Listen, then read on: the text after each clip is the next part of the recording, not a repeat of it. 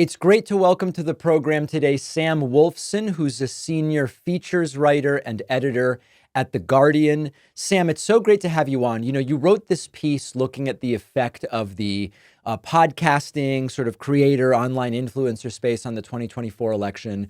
A lot has been made from different people as to the degree to which not doing the Rogan interview by Kamala Harris influenced the election. To translate my view so that you know, I think that that was representative of a lack of online plan. I don't think that one non-interview really was the difference maker, but I want to hear from you. I mean, how much influence did the podcasting and creator space have on this election, first of all? And then we'll talk about maybe the approach that the Harris campaign took.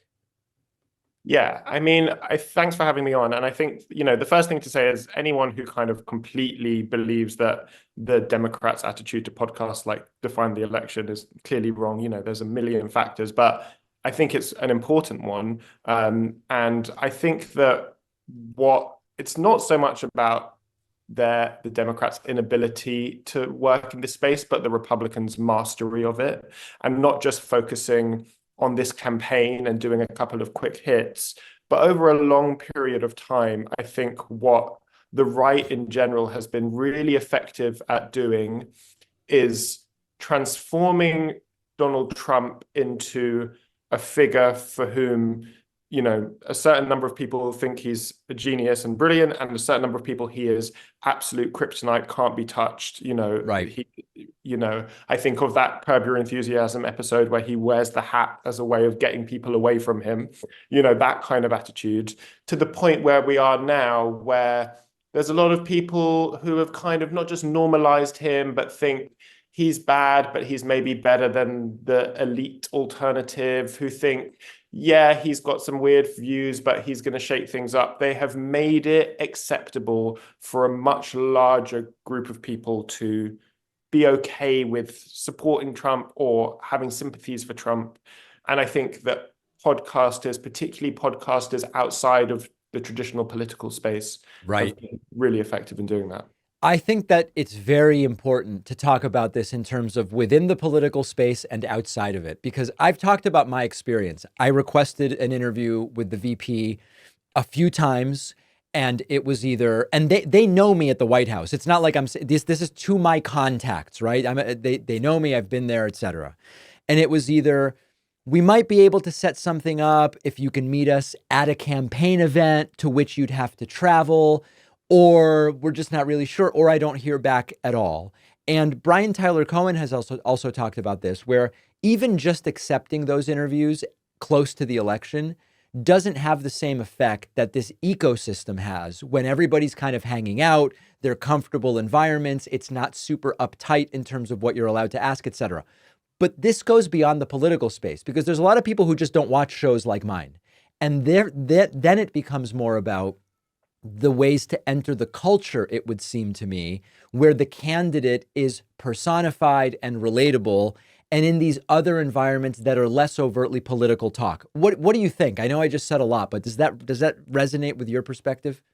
Completely. And I mean, I wrote this in the piece, but in the first Trump election, when Steve Bannon was masterminding a lot of what was going on, he always said politics is downstream of culture, right? And that was the kind of founding principle of Breitbart. And I think they were very successful with older voters in hitting a bunch of cultural notes about immigration, about abortion, about, all kinds of quote unquote silly things that like Democrats don't want to deal with, like, Christmas and things like that, and creating kind of mountains out of molehills and finding the political through that way. What's happened in this election is that people like Theo Von, like Joe Rogan, like the kind of Kill Tony universe, who are not overtly political, but have managed to blend a bit of kind of humor, politics, attitude, lifestyle all together in a way that like actually really helps Trump. And I think like one of the ways it's so powerful is that it reduced the stakes of the election, because the Democrats kept saying, this is the most important election of your lifetime, democracy is on the line. And if you believe that, then it's really hard to vote for Trump. But Right.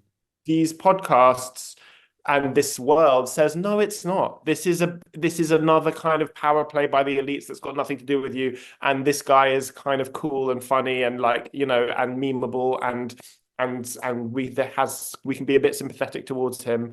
And so I think like it what to your point about the VP not coming on your show and that kind of like politicking, you know, the right wing sphere has been really smart at going, it's not actually about those one hits. It's Right. about how you like create an atmosphere and a world in which, I think Theo Von is a really interesting example. He's had a lot of the main figures from the Republican Party on his podcast, right? He's had Trump, he's had JD Vance, he's had people like Tommy Lauren, he's had RFK, he's had Jordan Peterson, right?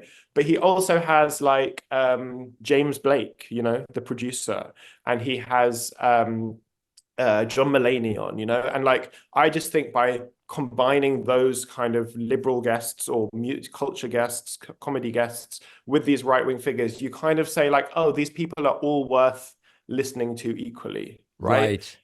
And I think that actually the kind of deplatforming tendency in the left, or like the kind of ignoring tendency, has just created that division, whereas these guys have kind of, seemingly welcomed a lot more people in, and I think normalized really dangerous figures Yeah. And by. it's interesting because, as you point out, if you are hearing on political outlets that Trump is authoritarian, he doesn't respect the rule of law, all of the things that I believe are true that were being said.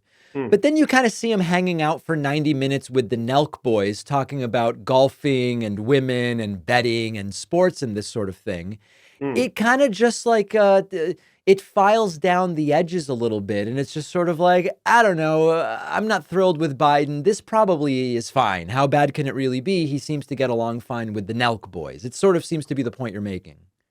Totally.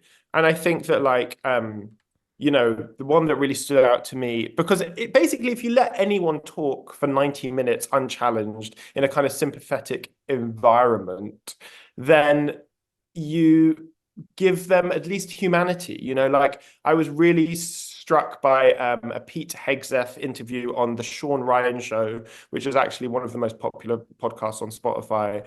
And, Hegseth, I think, is probably as close to sort of evil incarnate as any human being can be. He really believes some truly heinous, terrible things and virulently believes them, more so, I would say, than even Trump. Yeah. But if you have someone like that on for 90 minutes let them ramble and talk about their life, of course it softens them. Of course it like makes them seem more human, and it allows them to kind of sneak in some really, really horrendous, very fascistic talking points. And I think that the length of these podcasts is a huge factor in their success. They wear you down. They kind of just are like a nice thing in the background. Mm. They're not like Fox News. They're not like Breitbart. They're not trying to scare you and tell you that everything's going to be terrible. In fact, they're the opposite. They say everything's going to be fine. Let's let these guys have a go. Don't worry about it. You write that sometimes in the cultural podcasts that are not overtly political, there can be racism, misogyny, etc., that just doesn't really get the attention that it may when something happens more overtly in the news or politics space. Can you talk a little bit about why that is?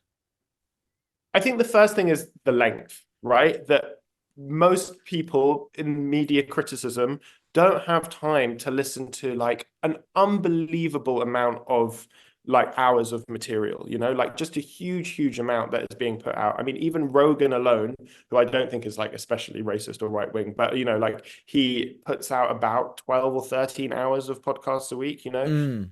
and it follows on. So I think that one thing is just like there's just not enough time to give it all attention. And then also I think that there's like a lack of, or certainly up to now, there's been a lack of understanding of like the influence that these people have, so like there is actually an infrastructure great work being done by Media Matters for America and a number of other people in looking at every single thing that happens on Fox News and pulling it apart. And if there's a segment that like falls foul, they'll make a big deal of it, and then you'll see it on the Daily Show, etc. Whereas I just think like this, one of the successes of this entire space has been its ability to go under the radar, you know, and just like reach a huge audience without realizing the same kind of level of analysis.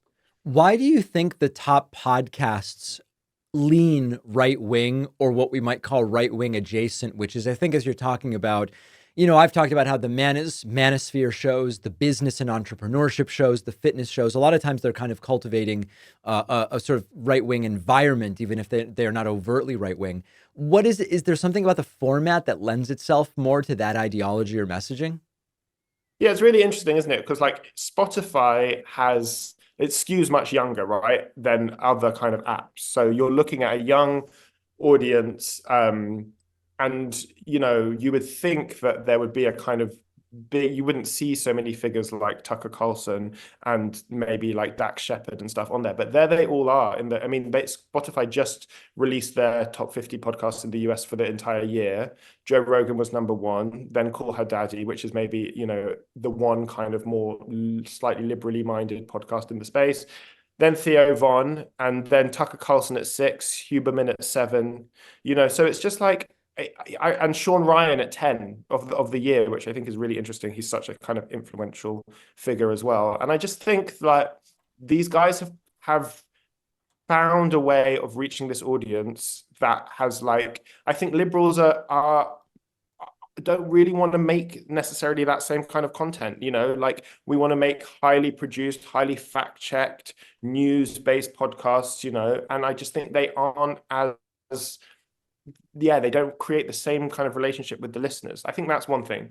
The other thing that I think is really important, and there's been some really good reporting on this today by the Young Men Research Initiative, which I'd encourage people to check out, but there's just the most huge amount of money being put into these podcasts, not just to paying the influencers to make this stuff and giving them, being able to, that this can be their main job, but Yeah. also it's like a huge infrastructure of activists, of promotion. I mean, they're estimating that overall the ecosystem targeting young people and their media has had 1.2 billion with a B dollars of investment, and them specifically looking at kind of influencers and podcasters, that's 400 million. And that's coming from all these from Real Clear Foundation, from Project Veritas, from PragerU. And so like, as much as there is a kind of organic feeling to some of these shows, there is also an unbelievable amount of money being put behind them, including, Barstool and the Nelk Boys and everything else.